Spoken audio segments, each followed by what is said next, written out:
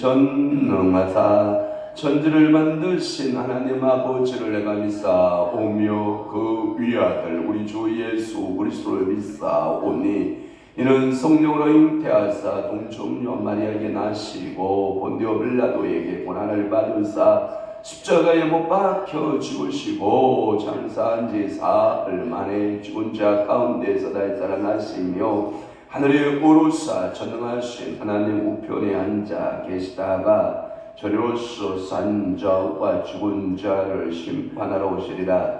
성령을 믿사오며 거룩한 공예와 성도가 서로 교통하는 것과 죄를 사하여 주시는 것과 몸이 다시 사는 것과 영원히 사는 것을 믿사옵나이다. 아멘. 이제 아들들아 내 말을 듣고 내 입의 말에 주의하라. 내 마음이 음녀의 길로 치우치지 말며 그 길에 미혹되지 말지어다. 그렇습니다. 오늘도 성령님의 지혜의 음성에 기울이게 하시고 말씀의 지혜에 귀 기울이며 오늘도 아들들아 내 말을 듣고 내 입의 말을 주의하라. 그렇습니다. 여호와의 입의 말씀을 주의하며 살아가는 저들의 신앙생활이 되게 도와주옵시고 내 마음이 음녀의 길로 치우치지 말며 네 길에 미혹되지 말지어다 라고 말씀하고 있사오니 성령 하나님이여 오늘도 우리의 심령이 음녀의 길로 가지 않게 하시고 미혹의 길로 당치 않는 아름다운 믿음의 성도들 되도록 성령 하나님 저희들을 사로잡으시고 이 새벽 제단에 주님께서 부르시고 기도하게 하시오니 감사하옵고 저들의 입술에 간절한 소원과 고백들이 주님 앞에 응답받는 귀하고 복된 시간 되도록 우리 아버지가 도와주옵시고 오늘은 또한 화요 성령 공부 모임으로 모여오니 이곳에 주의 진리의 성령을 충만하게 기름 묻듯 부으시고 은혜의 상중에 우리 하나님께서 묻으셔서 원군 각처에서 모여드는 사랑하는 귀한 성도들의 발걸음을 주님이 복되게 하시고 주의 종들의 발걸음이 참으로 복 있는 발걸음 되도록 성령 하나님 사로잡으시고 은혜 내려 주옵소서. 우리 주님 영광 홀로 받으심을 믿사옵고 예수 그리스도의 이름으로 축복하며 기도하옵나이다. 아멘. 하나님의 말씀 묵상합니다. 호세아 13장 4절에서부터 8절 말씀 한 목소리로 합독합니다. 13장 4절 시작. 그러나 애굽 땅에 있을 때부터 나는 네 하나님 여호와라. 나밖에 네가 다른 신을 알지 말 것이라. 나 위에는 구원자가 없느니라. 내가 광야 마른 땅에서 너를 알았거늘 그들이 먹여준 대로 배가 불렀고 배가 부르니 그들의 마음이 교만하여 이로 말미암아 나를 잊었느니라. 그러므로 내가 그들에게 찾아갔고 길가에 기다리는 표범 같으니라. 내가 새끼 잃은 곰같이 그들을 만나 그의 염통 거풀을 찢고 거기서 암사자같이 그들을 삼키리라. 들짐승이 그들을 찢으리라. 아멘. 호세아 13장 오늘 본문 4절에서부터 8절 말씀을 중심으로 해서 그 심판이라고 하는 말씀으로 은혜를 받고자 하는 것입니다. 특별히 오늘 본문의 4절에서부터 8절의 말씀은 이스라엘이 우상 숭배에 대해서 하나님은 어떻게 하시냐 심판하신다라고 하는 것입니다. 반드시 하나님은 의에 대해서 상급을 주시고 죄에 대해서는 심판하시는 하나님이심을 우리에게 말씀하고 있습니다. 4절의 본문에 보면 그러나 애굽 땅에 있을 때부터 나는 네 하나님 여호와라 이런 표현을 씁니다. 그 말씀의 의미는 뭐냐면 이스라엘의 출애굽 역사를 상기하고 있는 것입니다. 그래서 이스라엘 출애굽 역사에서 그들은 여호와가 그들의 하나님이신 것을 확인하시는 작업입니다. 너희가 출애굽할 때에 나는 너의 하나님이었다. 너희들이 나 위에 여호와 위에 다른 신을 아는 것을 내가 원치 않노라 라고 하는 말씀입니다. 그래서 그 하나님은 변치 않으시는 그 하나님의 사랑이나 그 출애굽하시고자 하는 그 목적에서 하나님은 조금도 자신의 생각을 변화를 딴 생각을 갖고 계시지 않는 하나님, 그들을 사랑하셨고 그들에게 구원을 베푸셨고 그들은 그 구원의 사랑에 반하여 그들은 우상의 숭배에 빠지게 되었다. 이것을 가리켜서 이스라엘, 에브라임의 배은망덕 이런 표현을 쓰거든요. 그래서 이스라엘 백성들을 배은망덕한 그들에게 하나님은 계획관계에 있었는데 그게 뭐냐? 심판이라고 하는 겁니다. 왜냐하면 하나님을 떠나서 전능하신 여호와를 떠나서 바알을 섬기고 우상 숭배에 빠진 결과에 대한 하나님이 책망하시는 말씀으로 그렇게 말씀하고 있습니다. 그러면서 이런 말씀합니다. 나 밖에 라고 하는 표현을 씁니다. 나 밖에 네가 다른 신을 알지 말 것이니라. 나 위에는 구원자가 없느니라 라는 표현을 씁니다. 이 계명의 말씀은 반복하여 나오는 말씀 중에 하나가 출애굽기 20장에서 제1계명 나 위에 어떤 신이 없다라고 하시는 제1계명의 말씀이기도 하고 그 10계명의 말씀이 반복이 신명기서 5장에 가면 또 그 10계명의 말씀이 반복되는데 그때도 똑같이 말씀하고 있습니다. 오늘 본문에 또 나밖에 네가 다른 신을 알지 말 것이라 안다라고 하는 말은 여러분 이 중요한 단어입니다. 부부와 부부가 서로 상대방을 아는 관계를 말해서 안다라는 표현을 쓰는 거거든요. 그러니까 이스라엘 백성들이 여호와 하나님만을 인격적으로 알았어야만 되고 또 하나 고멜에게 있어서 호세아만을 알았어야만 됐다는 거예요. 그런데 호세아나 이스라엘 백성들은 다른 신들을 알기를 원했고 호세아는 그 고멜이 다른 남자들을 아는 것에 대한 그 호세아의 그 고통이죠. 그러니까 고멜에게 있어서 오직 호세아만 알았더라면 얼마나 행복했을까. 그러나 고멜은 많은 남자들을 알고 있었다라고 하는 것이지요. 이것을 가리켜서 성령은 우상 숭배다 이렇게 말했고 고멜에게서는 음란하다 이렇게 표현했고 곧 이 음란은 하나님 앞에 심판을 받게 된다 이렇게 성경은 말씀하고 있거든요.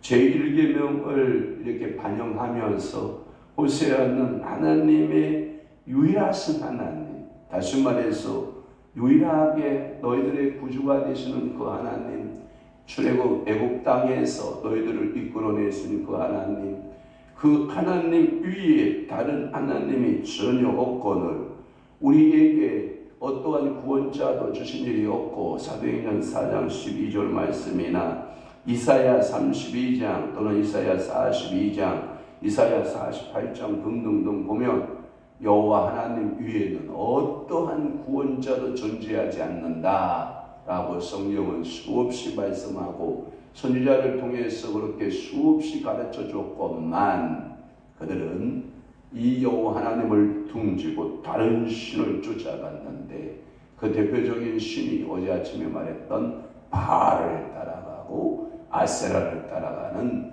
끔찍한 결과를 가져왔다라고 하는 거예요. 또 하나 본문 5절 말씀에 보면 내가 광야 마른 땅에서 너를 알았거늘 이런 표현을 써요. 여러분, 성경에 보면 우리가 기름진 땅 또는 젖과 꿀이 흐르는 땅, 살기 좋은 땅 이렇게 말씀하기도 하지만, 여기 본문에서는 호세아서에서는 광야 마른 땅에서 너를 알았다라는 표현을 썼는데, 이 알았다라고 하는 표현도 앞에 전절에서 말하고 있는 것과 같이 알지 말 것이라고 하는 말과 관계성이 있는데, 한글판 성경에는 뭐로 되어 있냐면 권고. 여러분, 사라가 100세가 되었을 때 하나님은 사라를 권고하심으로, 옛날 성경에 하나님이 사라를 생각하사 이런 표현을 쓰거든요. 그러니까 사라는 아브라함이 100세가 되고 사라를 그때 권고하시고 사랑하사. 사라의 나이가 90이죠. 90의 때에 권고하심에 그 은혜가 있는데, 그 권고라고 하는 것은 특별한 하나님의 사랑하심을 가리켜서 권고하심. 오늘도 알았다라는 표현을 쓰거든요. 오늘도 하나님께서 여러분들을 2025년도를 살아가는 여러분들을 권고하시고 하나님이 아셨으면 좋겠습니다. 그 말은 뭐냐면, 마른 땅, 여기서 성경에서 말하는 이 마른 땅, 물이 있을까요 없을까요? 없지요. 과일 있나요? 전혀 없죠. 농사를 지을 수 있나요? 전혀 없지요. 그런 땅에서 너를 권고했다라고 하는 말은, 이 하나님은 이스라엘 백성들을 인도하여 광야에 40년 동안 메마른 그 광야에서도 그들에게 먹을 양식 만나를 먹여 주셨고, 반석에서 쪼개어서 물을 마시게 하셨던 하나님. 그뿐만 아니라 이 광야에서 하나님하고의 밀접한 관계를 맺게 되었는데, 그 광야에서 그들은 애굽에서 나올 때 온갖 금은 보석 보화를 다 가지고 나오게 하죠. 그것을 설계도에 따라 이 광야 생활 가운데에서 그들이 최고의 하나님의 임재의 상징인 걸작품을 만들어내죠. 그게 뭐죠? 하나님의 성막을 만들어내는 결과물을 가져오죠. 그러니까 그 이스라엘 백성들에게 이 메마른 곳에서 율법을 부여해 주셨고, 메마른 그곳에서 그들의 신앙생활을 권고하셨고 인도하셨고, 만나로 먹여주시고 반석에서 물을 내게 하셨던 이러한 일들을 너는 뭐해보아라? 추억해보아라 라고 하는 겁니다. 우리가 25년도를 살아가면서 때때로 광야를 경험하게 하실 때가 있어요. 이 광야를 경험했을 때에는 이것은 전적인 하나님이 하실 일이다, 이렇게 여러분들이 생각하고 하나님 광야를 주신 것을 감사하나이다 하고 여러분들이 주님 앞에 모든 것을 맡겨야 됩니다. 그런데 우리 인생들은 그렇게 안 돼요.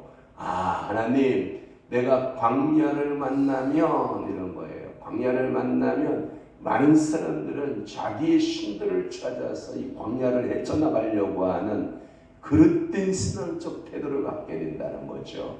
그러니까 여러분들이 광야를 하나님이 허락하셨다 그러면 전적으로 누구만을 바라보면 되는데? 여호와 하나님만을 바라보면 되는데 세상의 우상들을 찾아보는 거예요. 그게 바로 살 길이라고 생각을 하는 거예요. 야, 어떻게 손 모으고 발 모으고 가만히 있냐? 살 길을 찾아보자. 살 길을 찾아보자. 아니에요. 광야에서는 손 모으고 발 모으고 오직 주요 하나님을 바라보고 기도하고, 그때는 움츠리고 하나님만을 바라보는 시기여야 되는데, 그때 움직이기 시작하면 점점점 하나님하고 멀리 떨어지게 되는, 그러니까 우리 인간이 살려고 발버둥 치는 것이 사는 게 아니에요. 그것은 하나님 아버지 앞에 바짝 엎드려서 무릎 꿇고 기도하는 것이 살 길임을 여러분들이 꼭 명심할 수 있기를 바랍니다. 그러면 하나님께서 세계를 헤마시고 세일을 헤마시고 하늘을 쪼개시고 반석을 쪼개셔서 만나를 내리시고 샘물을 쏟게 하셔서 그 백성들을 인도해 가시는 하나님을 뭐하라? 바라봐라 라고 하는 겁니다. 또 하나는 6절 말씀해 보면 그들이 먹여준 대로 배가 불렀고 배가 부르니 그들의 마음이 교만하여 이로 말미암아 나를 잊었느니라. 여러분, 얼마나 마음 안타까워요. 배고프고 굶주릴 때 누구만 바라봤는데? 여호와 하나님만을 바라봤는데, 배부르니까, 여러분 신앙 말대로 배부르고 등 따주니까 딴 생각한다 이 말이에요. 딴 생각. 그들의 마음이 교만했다. 성경에 성경 한글판에는 이렇게 되어 있어요. 그들이 저희가 먹이운 대로 배부르며라고, 저희가 먹이운 대로 배불렀다. 여러분들이 여기 성경에 보면 먹이운 자가 있어요. 먹이운 자. 이 먹이운 자가 누구냐면 전능하신 여호와 하나님이 먹이운 자입니다. 여러분, 우상이 여러분들에게 먹이운 자가 아닙니다. 여러분들이 이 새벽에 주님 앞에 나와 기도하는 것은 내 오늘 하루의 삶에, 내 삶의 모든 것을 먹이우는 자가 누군 것을 시인하기 위해서 여호와 하나님인 것을 여러분들이 시인하기 위해서 이 새벽에 모인 줄로 믿습니다. 이스라엘 백성은 하나님의 축복을 받아서 저들의 이제 배고픔이 사라지고요, 목에 갈증이 떠나가기 시작하니까 저들 속에서 욕망이 차오르기 시작을 했고, 그들의 마음 상태는 교만으로 가득해지고, 그 이제 배부름과 그 마음 상태, 이제 환경이 변화졌다고 생각을 하니까 그 주신 모든 하나님을 잃어버렸다라는 겁니다. 마치 제가 여러분들에게 이런 옛날 표현 많이 썼죠. 아들이 너무너무 사랑스러우니까 아빠가 진짜 아들을 사랑해서 큰 자동차 하나를 다 사다 준 겁니다. 자동차가 없었을 때는 아빠 소리만 나면 아빠 하고 달려 나와서 아빠 목을 끌어안고 아빠하고 그냥 그렇게 아빠를 열렬히 환영했던 그 아들이 자동차를 사다 준 이후부터는 아빠 왔어요 해도 방에 나오지가 않는 겁니다. 자동차 노동을 하고 아빠 왔다니까. 아빠를 보다가 자동차를 보다가 그냥 자동차하고 놀아야지 하고 자동차하고 노는 이 아들의 모습과 많이 닮았지 않았느냐라고 하는 겁니다. 여러분, 자동차가 누구로부터 왔습니까? 아빠로부터 왔습니다. 그런데 그 아빠를 잃어버리고 뭐만을 좋아하는 겁니까? 자동차만을 좋아하는 그 아들의 모습. 아빠는 좀 서운했을 것 같아요. 그렇죠?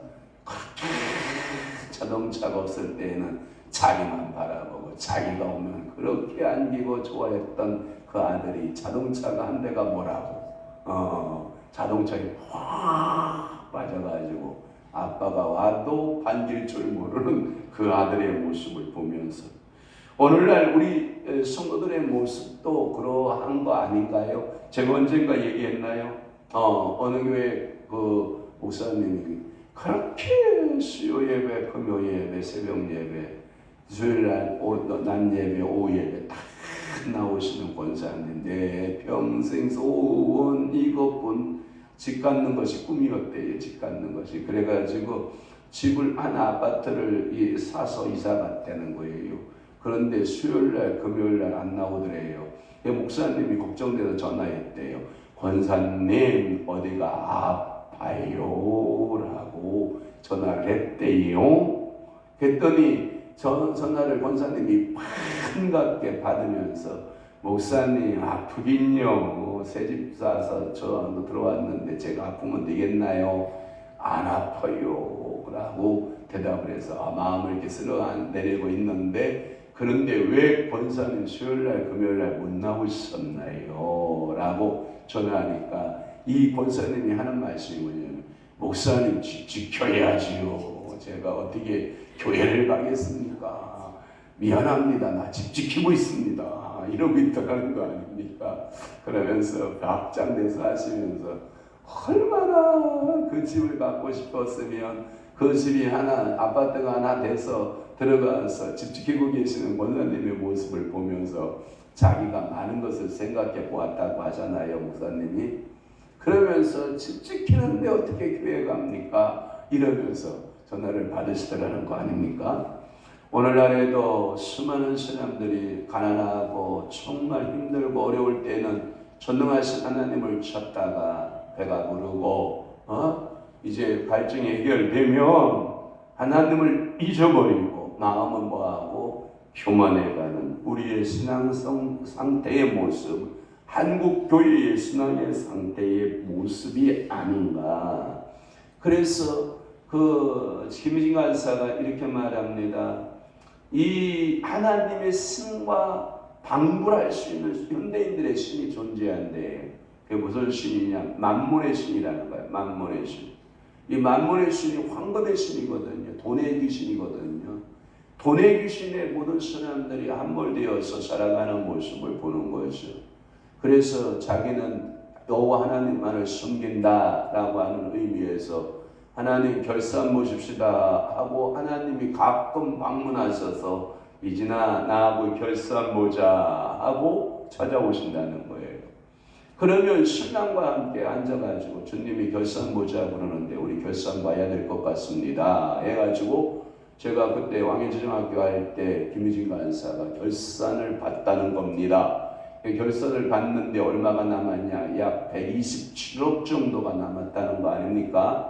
그 127억을 그러면 어떻게 하나님께 되돌려 드릴까 생각하다가 그러면 MCMN 왕해제정학교에 그들이 단체로 수양관이 필요한데 여러분 저번에 그 올림픽 열었던 정선 그쪽에다가 여러분 대지를 사고 땅을 사고 거기다가 MCMN 그 수양관 127억을 투자해서 전부 다 투자해서 거기에다가 쓰는 그러한 고백. 그러면서 하는 말이 내가 여호와의 음성 앞에 순종하는 것이 맞냐? 내가 만몬의 신 앞에 내가 순종하는 것이 맞냐?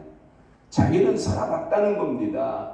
만몬 귀신 앞에 순종했었을 때에 자기는 아무것도 없었고 오직 여호와 하나님 말씀대로 살아낼 때 하나님은 자기에게 불을 주셨고 그 불을 필요할 때 결산 보자라고 할 때 순종함으로 결산을 본다는 겁니다. 그러면서 자기 인생이 앞으로 얼마의 결산을 봐야 될지는 모르겠지만 가끔 방문하셔서 성령께서 오셔서 미진아 결산 보자 그러면 그때 할렐루야 보겠습니다 하고 순종하는 그 모습. 제가 거기서 하나 도전장이 뭐냐면 오늘날 그런 그리스도인이 몇 명이나 있을까요? 그분은 126억이라고 하는 돈을 결산을 받는데 어떤 분은 1억 2,600도 안 되고 어떤 사람은 1,260만 원도 안 될 거고 믿음의 크기가 어떤 사람은 140억, 150억 아니면 1,400억, 1,500억 이렇게 결산을 보는 사람도 있는가 하면 우리는 이 만몬신에 의하여 현대인들이 거기에 매몰되어 살아가고 있는 그러한 모습을 굉장히 안타까워하면서 왕의 제정학교를 이끌어가는 모습들을 제가 보면서 현대인들의 그 삶의 신은 여호와 하나님이어야 되는데 그 여호와 하나님이 아니고 만몬의 신이 하나님이 되어버리는 자본주의 국가에서 특별히 이 자유민주국가에서 자본론이 인정되고 있는 이 사회 속에서 만물을 섬기고 살아가는 사람들이 얼마나 많은가라고 하는 겁니다. 이렇게 천고설이 번역이 되어 있더라고요. 그것은 그들의 광야 생활에서만이 아니라 가나안에서도 그랬고, 또 고대 이스라엘 백성만이 아니라 현대 성도들도 늘 빠지는 시험인 것이다. 그러니까 이 시험은 과거의 작전이나 또 이스라엘 백성들을 그렇게 농락했던 그 작전이나 현대인들의 기독교인들을 그 농락하는 이 사탄의 전략의 방법은 같다 다르다? 같았다라고 하는 거예요. 사탄은 이 방법을 통해서 많은 사람을 유혹하고, 그리고 사탄은 승리를 거두었다라고 하는 것입니다. 7절 8절에 보면 짐승들이 좀 나옵니다.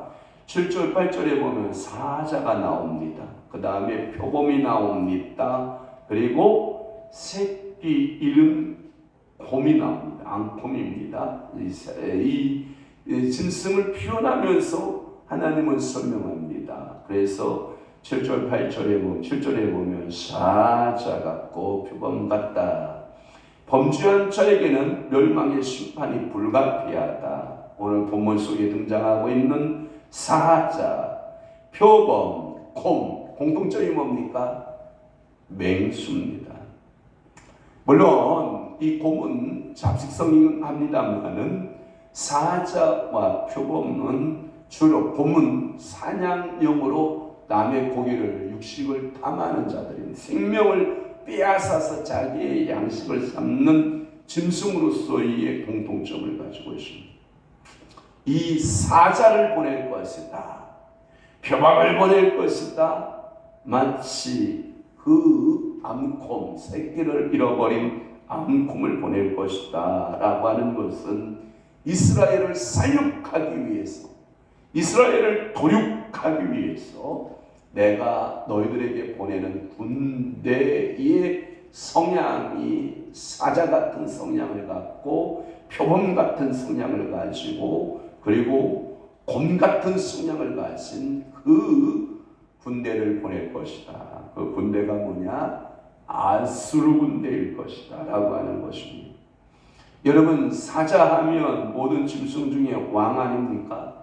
그 사자가 한번 으르렁거리면 모든 것이 다 파괴되어지고, 표범은 역시 사나운 맹수 아닙니까? 그 빠르기가, 이 표범은 어느 짐승보다 가장 빠른 짐승이지 않습니까? 또 하나 8절에 이 곰 이야기는, 이 곰은 힘으로 말하면 이루 말할 수 없고 그 힘은 힘인데, 오늘 여기 보면 이 새끼 잃은 곰이지 않습니까? 미추광이 곰 아닙니까? 이 미추광이 곰을 누가 맞붙어 싸워 이길 수 있단 말입니까? 이길 수 없다라고 하는 것입니다. 그러면 사자 같은 북쪽의 대군들, 표범 같은 대군들, 그 새끼를 잃어버린 곰과 같은 그 대군들을 그 땅에 보낼 것이다. 누구를 잃어버리면? 여호와를 잃어버리면. 여호와를 잃어버리면. 그래서 성경에 보면 이런 표현을 쓰지요. 18절에 보면 찢었다라는 표현을 씁니다. 찢고라고 하는 표현을 씁니다. 그래서 그의 염통을 찢고, 또 하나는 삼킬나라는 단어를 씁니다. 암사자같이 그들을 뭐하리라? 삼키리라. 그 다음에 들짐승이 그들을 뭐하리라? 찢으리라 라고 하는 단어.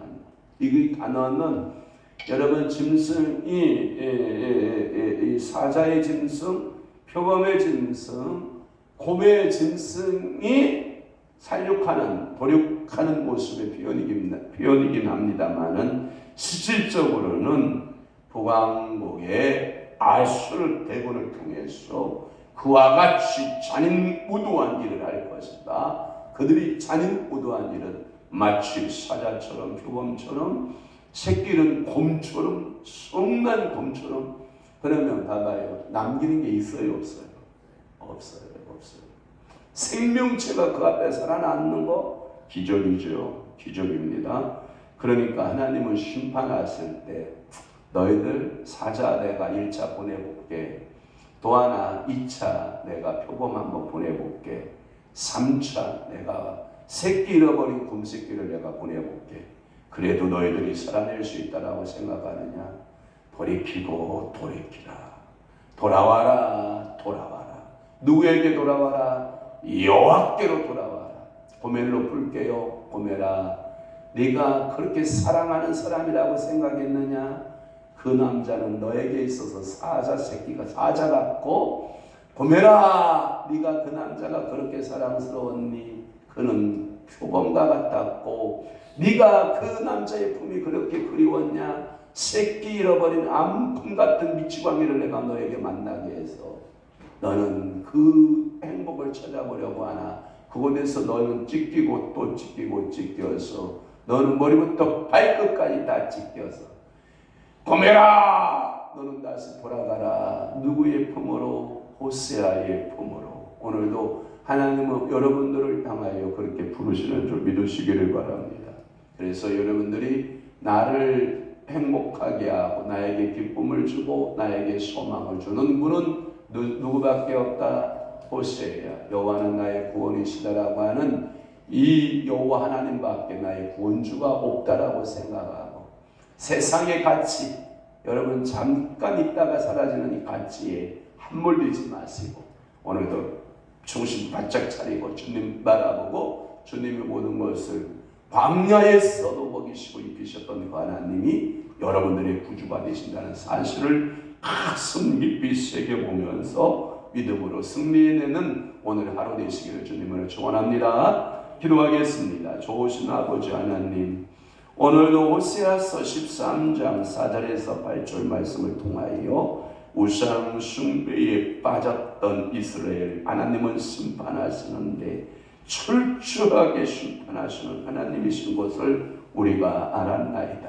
주님, 우리의 소망은 오직 여호와 하나님밖에 없으며 우리의 구주가 되시고 우리에게 하늘에서 만나를 내리시고 이 땅의 반석에서 쪼개어 물을 내신 하나님, 전능하신 여호와만이 나의 구원자이심을 믿고 믿음으로 승리해내는 아름다운 성도들이 다 되도록 우리 아버지가 복되게 하시고 은혜 주시고 성령 충만케 하시는 아름다운 역사들이 임하게 도와 주옵소서. 이제는 우리 주 예수 그리스도의 은혜와 하나님 아버지의 극진하신 사랑하심과 성령님의 감화교통 내주 역사 충만하심이 오늘도 하나님 말씀대로 살고 하나님 은혜대로 살아내기로 각오하고 결심하는 사랑하는 귀한 성도들 심령 위에와 교회 위에 이제부터 영원토록 함께 있을지어다.